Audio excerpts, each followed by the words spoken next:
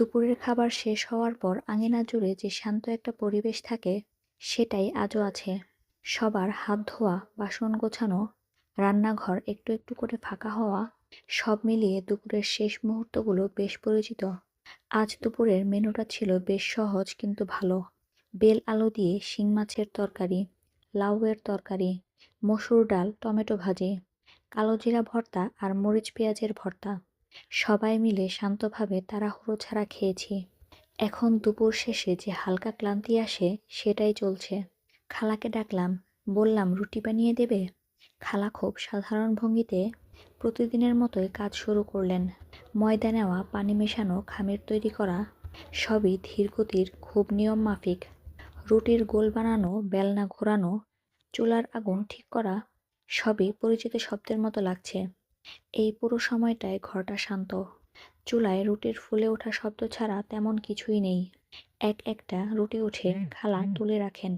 আমি পাশে দাঁড়িয়ে দেখি, আর হালকা বাতাসে রান্নাঘরের গরম কমে আসতে থাকে। এভাবেই সময় একটু একটু করে এগোয়। দুপুরের পর থেকে বাড়ির কাজগুলো ধীরে ধীরে হয়ে যায়।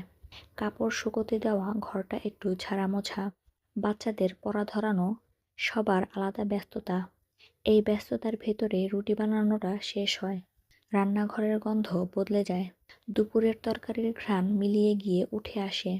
ময়দা আর গরম রুটির আলাদা একটা ঘ্রাণ।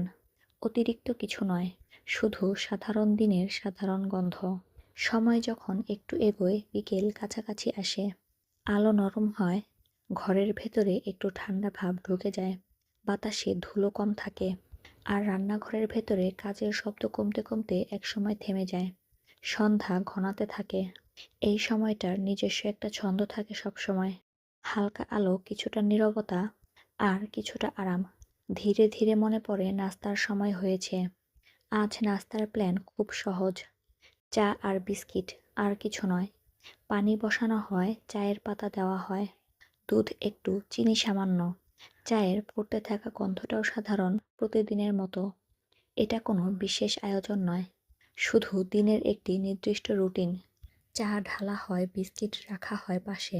সবই চুপচাপ, খুব ধীর গতির। চায়ের কাপে ধোঁয়া ওঠে, ঘরটা একটু উষ্ণ হয়। কোনো অতিরিক্ত গল্প নেই, কোনো আলাপ নেই। শুধু দিনের শেষ প্রান্তে একটু স্থির সময়। চায়ের কাপ হাতে নিলে দিনটা যেন ধীরে যায়। বাইরে সন্ধ্যার আলো কমে, ভেতরে কাজের চাপও কমে। সবকিছু মিলিয়ে একটা সাধারণ দিনের সাদামাটা শেষ ভাগ। এভাবে সময় গড়িয়ে যায়।